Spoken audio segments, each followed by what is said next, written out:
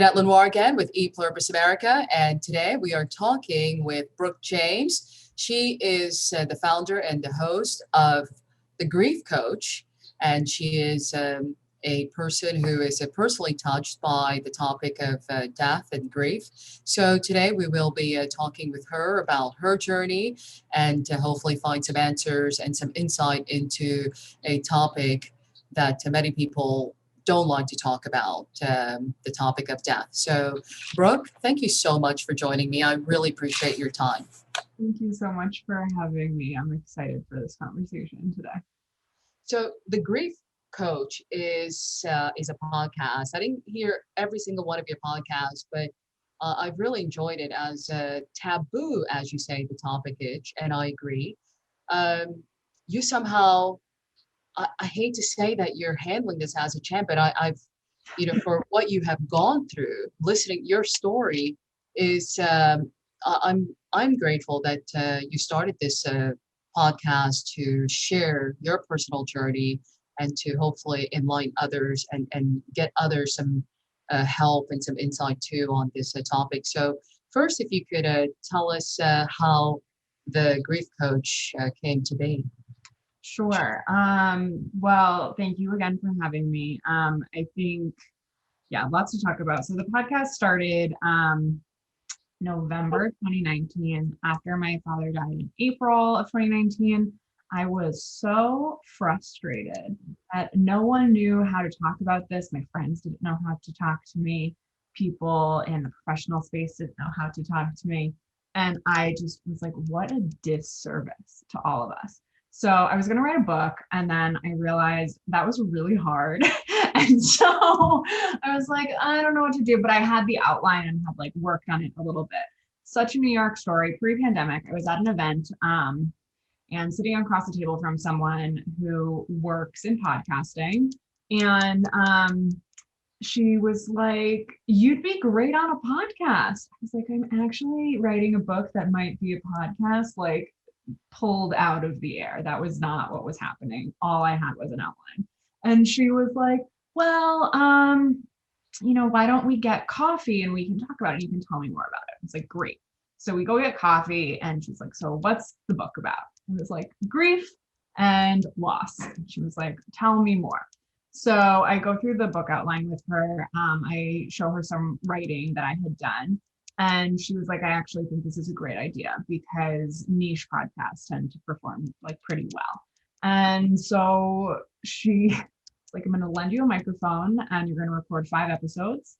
And then you're going to give me my microphone back in 2 weeks. And I was like, oh, okay, here we go.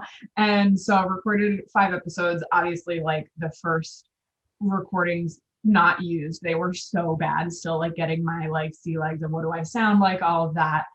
So I ended up buying a microphone and re-recording those, but she was kind enough to give me feedback on my delivery, my story, and encouraged me to go forward. And her and I kept in touch.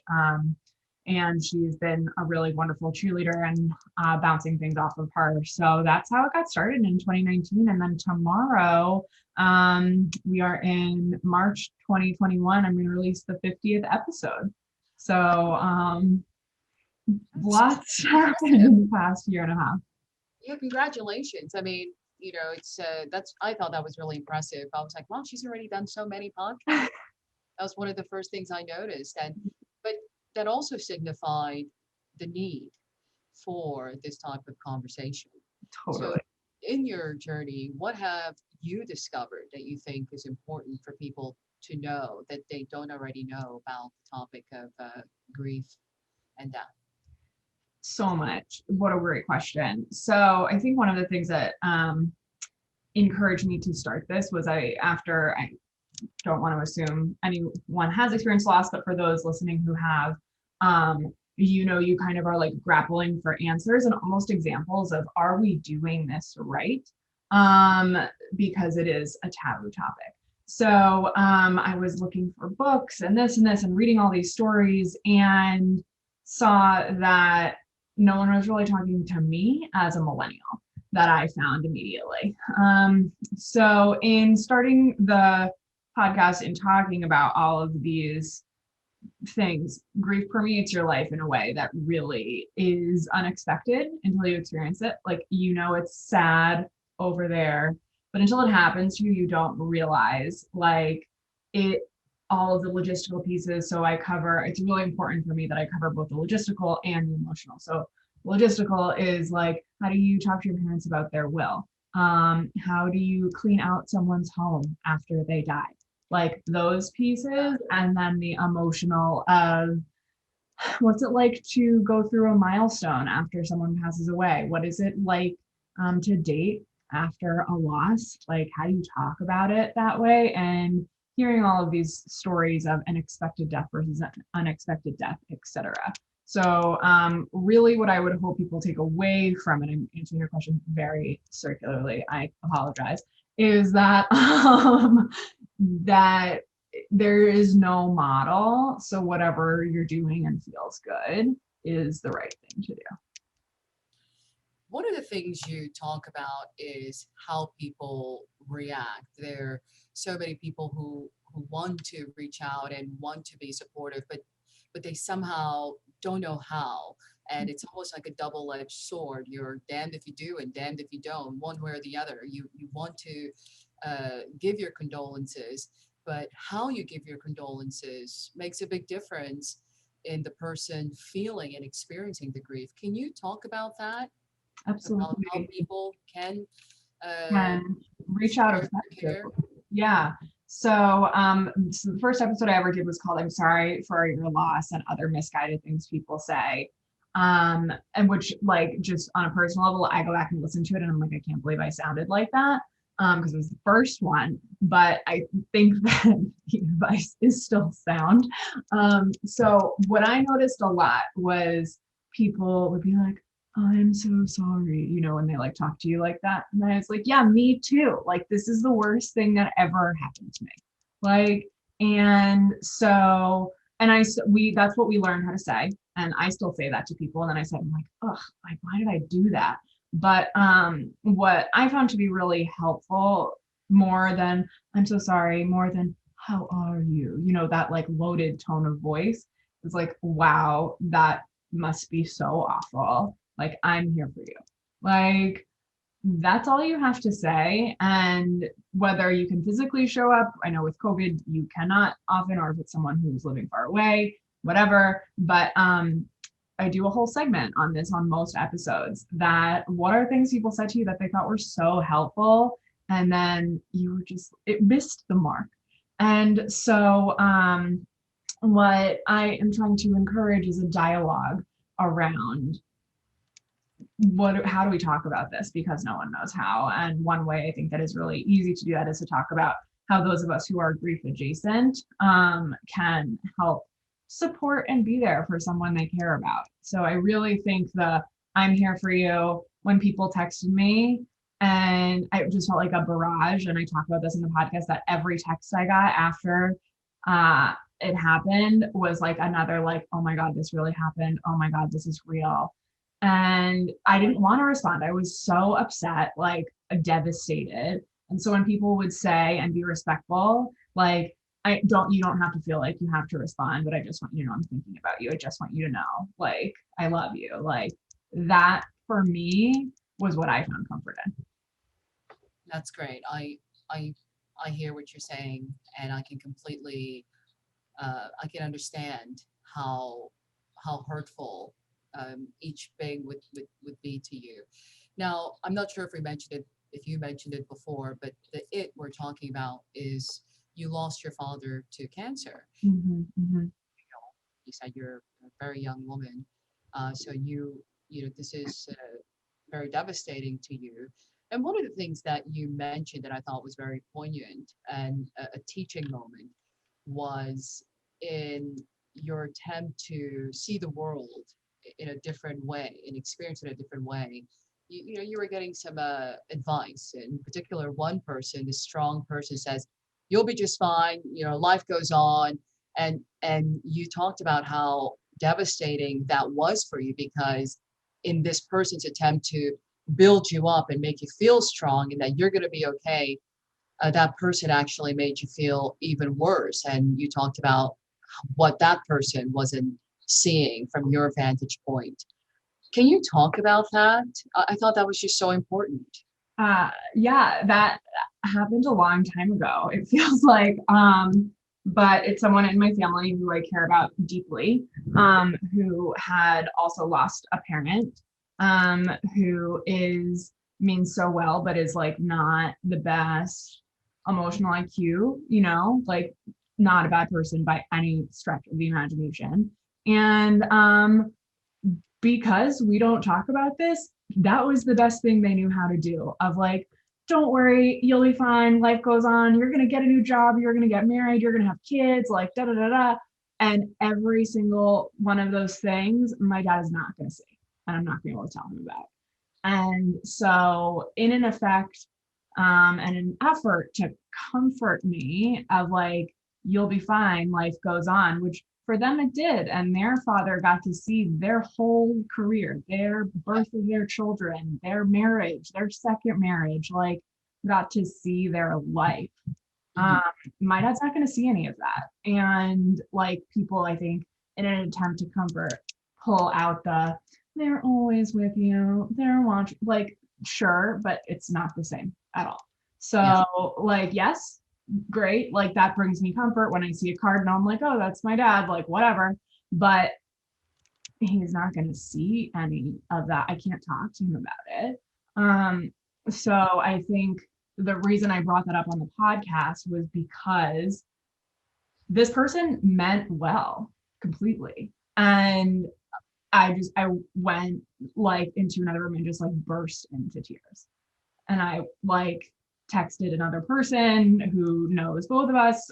And I was like, please tell them, like, to never, ever, ever talk about this again and say this again. And otherwise I will not talk to them again. Like it was still new. Like, I think it was like 2 months after, like, and it just really missed the mark. Yeah. And some people do. Even in their attempt to try to fix it, they completely miss the mark. So that's when we talk about how people can help. And I think your podcast helps in many other ways. Helps in that way too. So you also talk about grief and social media. What are your thoughts on social media and grief? I mean, we live in a social media world. We exist in social media. You know what I mean? It is what it is. What's been your experience, and what is your advice for people going through what you've been through, still going through, living in a social media world? Yeah, we like only exist on social media in the pandemic, really. Like you can't see a lot of people in person.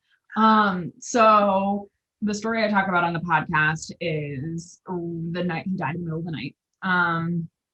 And I woke up the next day after the funeral home came to take his body away. I was next to a can. I had to sign a death certificate. I was 30 years old, like, just like horrible evening. And I wake up and 3 family members had posted beautiful tributes to him on social media. But the thing about like Instagram is one thing. Facebook, when you tag someone, all of their friends can see it. And so I was like, oh, am I allowed to swear? Or no? No. I was like, oh, like I have to now spend my entire morning after my dad died calling all of his best friends. So that's not how they find out. Like we all have found out about people who have passed away via social media. And if you know, it doesn't feel good ever, but if you knew them and you were close to them and you loved them, like devastating. And so I didn't want that. And so I spent the whole next day calling his friends in Europe and the West Coast, like East Coast, wherever. And so again, less than 12 hours later, I had to have the conversation. Hi, he died last night. Hi, like terrible experience. And so my advice that I gave in that episode was to kind of follow the lead of the immediate family, because they might still have other people to tell. And if you put something up early, like it just invites conversation that you may not be ready for. Like I didn't post about it for, I want to say like 2 days. And my brother posted earlier, which is totally fine, every right to do so. But then we have a lot of mutual friends. So a lot of my friends saw, and then the texts start coming in and it's like, oh, this is real. This is real. Every ding that comes in, like this really happened. And that was really hard for me. So I eventually posted something. I posted a picture with a little quote of something he had said to me while he was in hospice. That was really touching. And some of my favorite pictures of him and I together. And I got 100 text messages from 100 different people in a day. And it just like so kind, so grateful, but it just like made it real. And one other thing I'll say on the social media piece, which I think is just interesting, like I run a business, I look at data from my Instagram.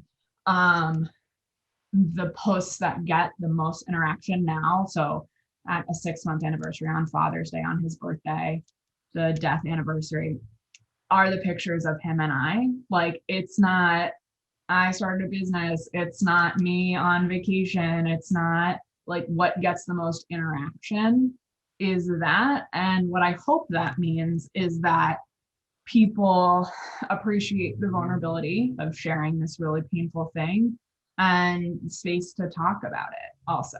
So that's where I'm going with it. I don't know if it's true or not, but that's what I hope is true. Well, would you say you have, I would say you talk about it perfectly. I mean, you have a podcast on it, but on a personal note, do you think the podcast has helped you? 100%. 100%.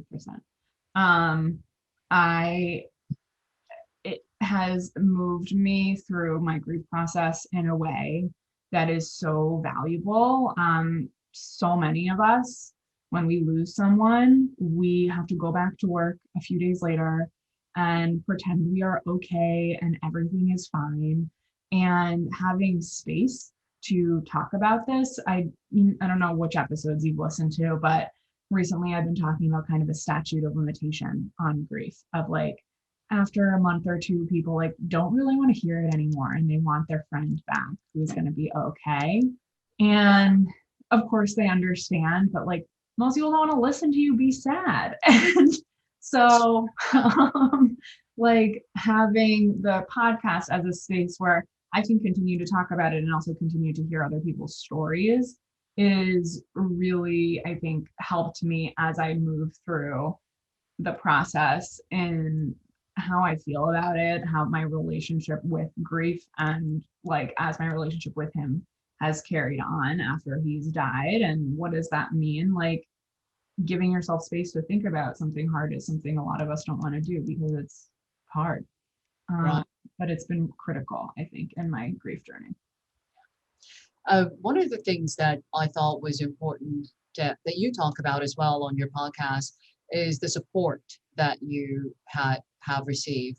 And I thought that was so wonderful just to have friends who, who reach out to you, and you even talk about the types of gifts. You give suggestions about maybe send a candle if you don't want to send flowers. I thought those were really great suggestions. Yeah. And then I also thought, wow, how lucky are you that you do have a community, you have a tribe of people who care about you, Mhm.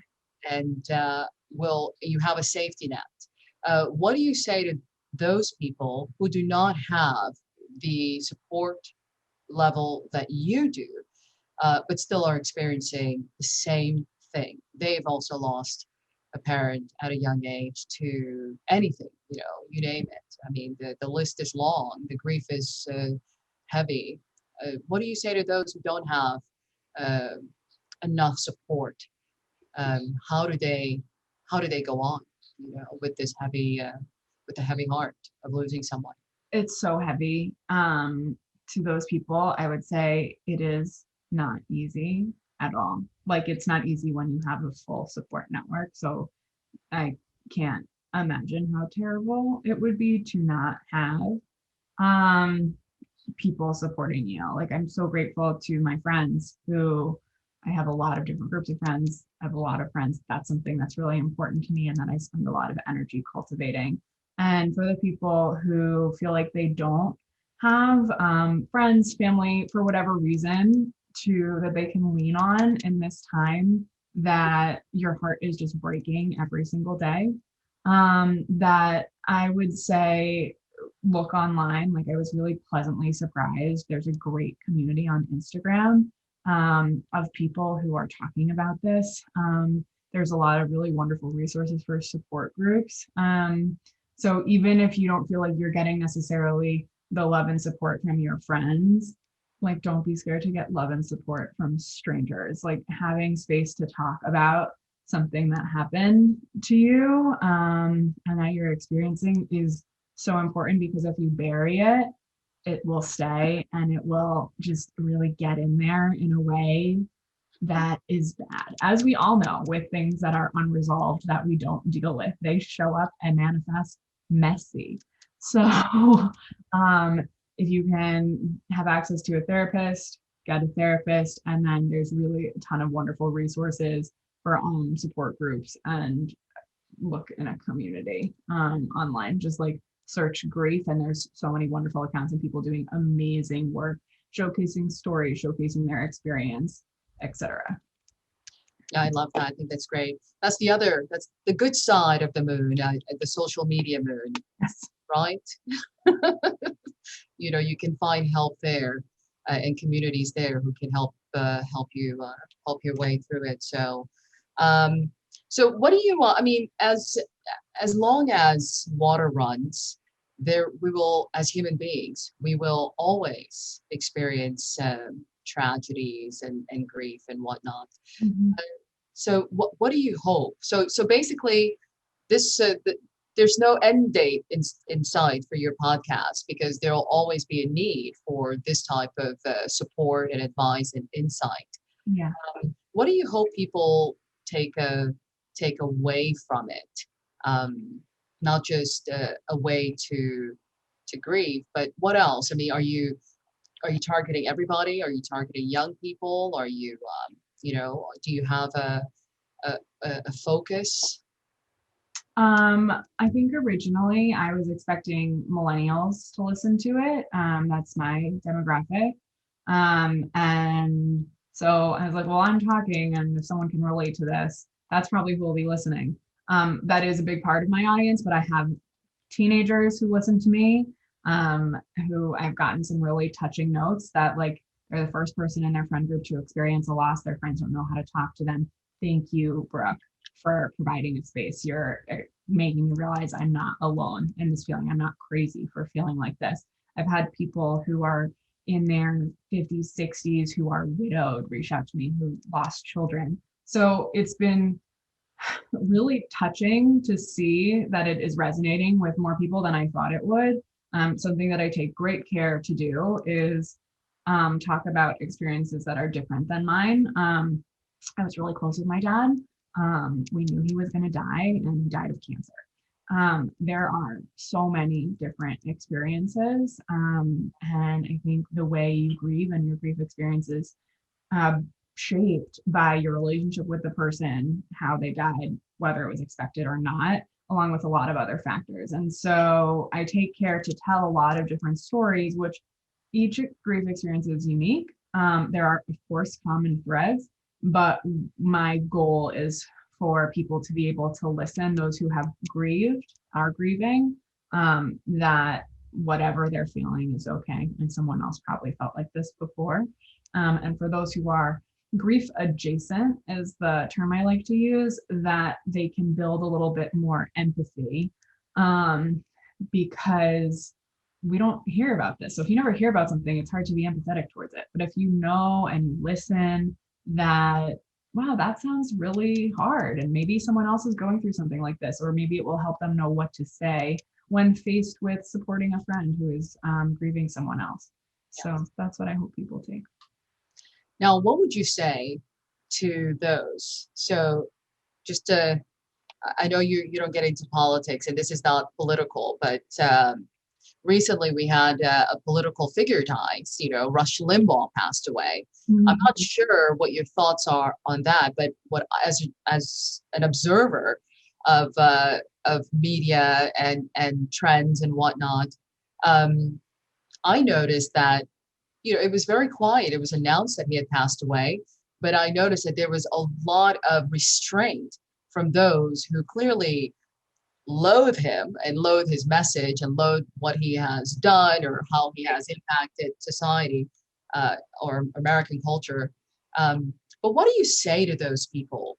You know, how can someone grieve the loss of a controversial, provocative person who some people are secretly, you know, clapping and seeing the silver lining of a person's death, while others are mourning because obviously somebody they love and they care about. Do you ever get any you know, calls about that? Do people want to know? They say, um, my parent died or whatnot, but what a relief it's been, you know, or my so and so died, but you know what a relief it's been, or whatever. Do you ever get any sort of things like that? And I could think Great. about Rush Limbaugh being so divisive a figure, and he passed away, and people were like, "So." Oh my God. Well, I hang out on a pretty progressive corner of the internet, and people were like a little celebratory. So I'm definitely like pretty left liberal. Um, my family and friend group spans political ideology. So specifically with him, what I am not gonna speak ill of, like that doesn't like make me feel like a better person to be like talking trash about anybody, let alone someone who I never met. I will say there were a lot of people who were talking about how he used to, with glee, read the list of the deceased of people during the AIDS crisis over music on his show. Do I think he was a good person? Our values certainly don't align. But I mean, I I don't I it was very interesting. I was when it happened was in a house with people who felt listened to his radio show, and so didn't it was kind and we know we disagree. We didn't really talk about it. As far as so to I'll answer both parts of your question. Um, I am certainly not sad. I'm sad for the people who loved him. Like they're sad. And I can like recognize in the human experience that like there are people who are upset by this. Um, I don't think he was necessarily a good role model in the values that I live by. But when someone dies who is divisive, controversial, etc., whether in the public realm or just in their personal life, you can feel relief. You can also feel relief when someone dies who is really sick. Like, I don't know if you ever watched someone have cancer and die. It's awful. And you feel a little bit relief that they're not going through pain anymore. Um, so certainly from that stance, like I'm, I don't want anyone to suffer. But I think something that have spoken with several people about is the relief that you feel when grief is really complicated. I'm not being very articulate about this. Grief is so complicated that sometimes we do feel relief. Like I was watching my dad be sick. I knew his biggest fear in life and the thing he wanted the least was to be his word was always an invalid. And when I was a teenager, he would joke about pulling a Thelma and Louise. And I had to be like, I need you to stop joking about that because it's not funny and it's very upsetting to me. And he's like, well, I don't want to be old and like sitting in a chair, like not being able to live my life.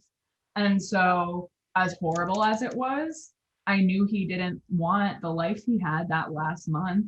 So, Yeah. was I relieved he was dead? No, but I was relieved he wasn't suffering. And I think what you hear often in the grief community, whether it's someone dies by an addiction, an overdose, whether it's someone who dies from a disease, someone who had a lot of demons, like you are relieved that they're not in pain anymore, even though you miss them so deeply. Why do you think? Why do you think death is so taboo? Because we're scared. Yeah. I think that a lot of us really struggle with the topic of mortality, myself included. Like I had tried a few years ago to do a living will and advanced care directive plan. And I started looking at the questions and I was just like, I can't do this. Like, because if you're a woman, they're like, and if you're pregnant and like the baby, like, I just like, I can't think about this. And then pretty soon after my dad passed away, I did it. And I was so like, I could go through the questions so quickly because I saw what it was like at the end. And I was like, well, I don't want to be kept alive artificially. And that's just me. Everyone is different. But I think that until you see it up close, Yeah. it's terrifying because you don't know what it's going to be like. But that's the reason that I think it is taboo on a personal level. And then on like a social, sociological level, I think that we are socialized to be fine. Like when you and I talked before, when people are like, hi, how are you? Like half the time they don't even expect you're going to answer. And if you answer with anything besides like, great, they don't want to hear it.